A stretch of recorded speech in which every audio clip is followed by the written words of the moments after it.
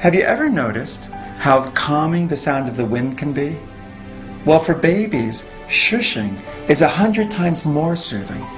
A loud shush may seem rude to us, but in a baby's language it means, I love you, don't worry, everything is fine. It's a loud shush. And in fact, you shush as loud as the baby is crying, so that they can hear you. Otherwise, they don't even pay attention to what you're doing. Now let's watch some crying babies as I shush them. And watch their eyes. See if you can tell when the calming reflex gets switched on.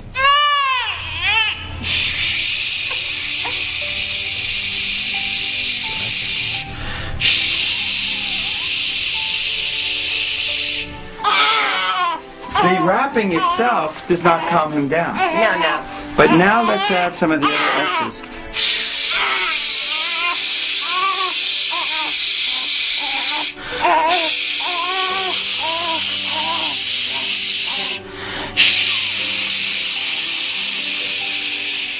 There are many types of strong white noise that work to settle fussy babies.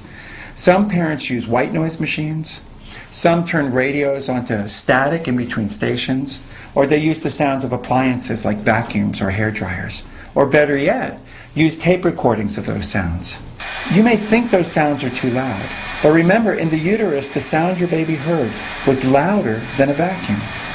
Hair dryers can be especially loud, so if you're using one for more than a few minutes, turn it down, or move it away at least 6 feet.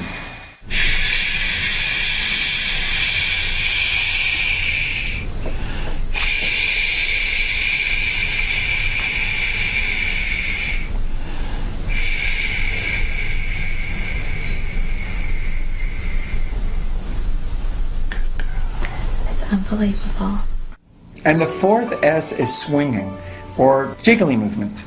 Have you ever wondered why people call newborns bouncing baby boys and girls? It's because they love jiggly movement. Now you can see her head is jiggling a little bit. The head is like jello on a plate. I'm not holding her head and keeping it from jiggling. I want it to jiggle. That's what triggers the calming reflex. If you do this with big movements like this, it won't work. If you do it holding the head, it doesn't work well. The head has to be free to move a little bit. I tried doing that today and I had trouble with it. All of these things take practice. I mean, one thing is true. I mean, I've been doing this almost every day for the last 20 years.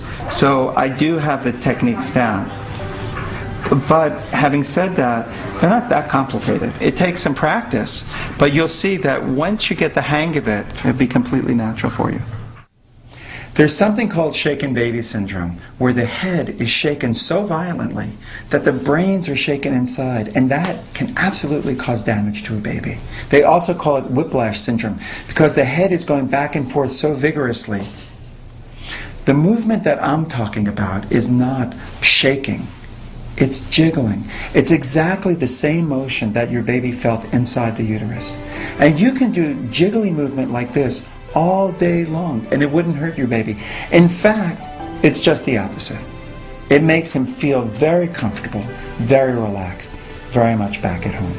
There's stimulation that's good stimulation, and there's stimulation that's overwhelming stimulation. The rhythmic, hypnotizing stimulation of the swing is good. It makes her feel good. It's nourishing for her. People often ask, will she get spoiled by it? Will she get used to it? And actually, she is used to it. She used to have it 24 hours a day. Yeah. So now, if she only gets it 12 hours a day, you've already cut back 50%. And gradually, over the next couple of months, you'll decrease it even more.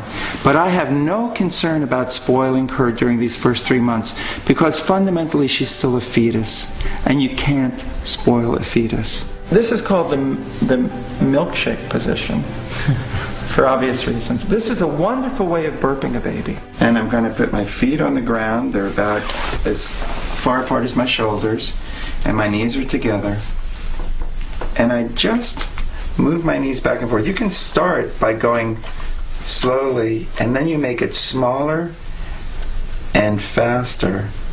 My hands are open, and you can see her head just kind of jiggling between my two hands. Right. And if she gets upset, then you can pick up the speed and do it a little bit faster. Okay. And as she calms down, you can do it more slowly. Okay. I love this position because when it's 11 o'clock at night and you're exhausted, it takes very little energy. You're just kind of, you can be resting there and just your knees are going back and forth a little bit. It used to be that we had people in the home to help us, or neighbors would come over, and we didn't need mechanical devices like a swing. You would just pass your baby along to someone else and then you'd do your work. But we don't have that help today. I personally have had to rock him the entire time, and I have to tell you, my arms are just about to fall off by the end of the day. Babies are very sensitive to motion, and they love sleeping in the swing. But there are some things you have to know before you put your baby in the swing. First, the baby should be swaddled tightly. But let's put him in the swing, wrapped. And I'm going to put the little strap between his legs. You have to put it between his legs so that he doesn't slide through the hole. Second, you have to belt your baby into the seat so that she can't fall out. Third, the seat should be reclined all the way back. And fourth, you have to use the fast speed. The slow speed is not effective. That's the way swings work the best. When a baby is fussing when you put him or her in the swing, you grab the swing from behind and you jiggle it vigorously. This is the jello head jiggle. And his head is kind of going boing, boing, boing, like that. Just like it felt inside of your tummy when you were walking up the stairs. And you do this for 10 seconds or so. And then once he settles down, you turn it on the fast speed. You can already see his eyelids, kind of. Did you notice that? Yeah. Instantly, he started to calm. That's wonderful.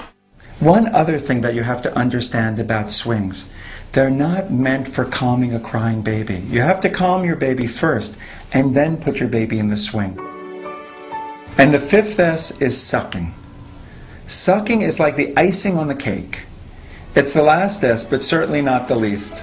Suckling your baby at the breast is one of nature's most powerful ways of calming a baby. But if you're not nursing, or when you need a break, there are a couple of good options ready for you and your baby. For example, you can offer her your finger, or you can give her a pacifier. Some babies take pacifiers easily, but some need a little bit of training. Once she starts to suck on the pacifier, I push down on it a little bit, like it's going to fall out of her mouth. I want her to think she's losing it.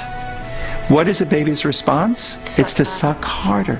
So many people think to get a baby to keep a pacifier, you push it and keep it in place.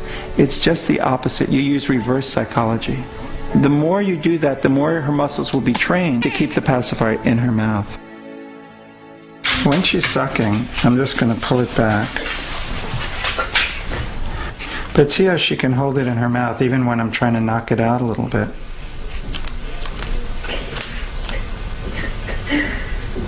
Here are a few rules of pacifier use. If you're breastfeeding, don't give your baby a pacifier until the feeding is going really well. Never dip your baby's pacifier in honey or syrup. And don't hang it around your baby's neck. It's a choking hazard. As you practice the 5 S's, you may find that when your baby is really wailing, he may not be able to calm down with just 1 or 2 of the S's.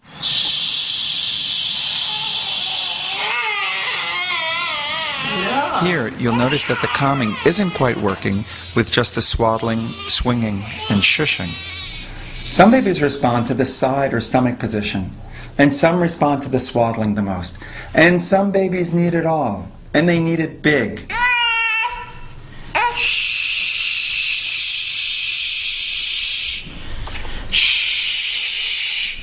Here she's having all 5 of the S's at the same time. Some of my patients call this the cuddle cure because it works so well for fussy babies. When you're calming your baby, you're really dancing with him or her. And the more intensely she's crying, the more intense you are with your jiggly movements and your loud shushing. And then as your baby calms down,